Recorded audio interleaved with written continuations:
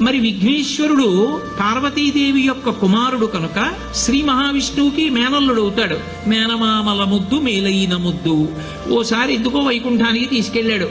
మేనల్లుడు కదూ, సంతోషంగా తీసుకెళ్లి అక్కడ సుదర్శన చక్రం పెట్టుకున్నాడు.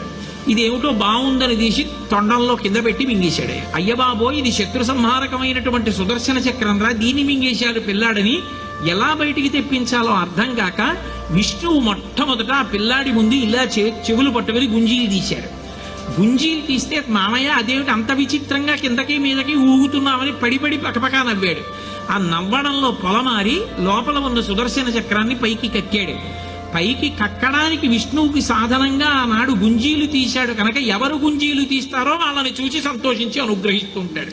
ఇప్పటికీ మీరు పాండిచేరి వెడితే పాండిచేరి రోడ్డు అంతా కూడా గుంజీలు తీస్తూనే కనపడతారు మీకు. విఘ్నేశ్వరుడి యొక్క పూజ అంత తేలిక.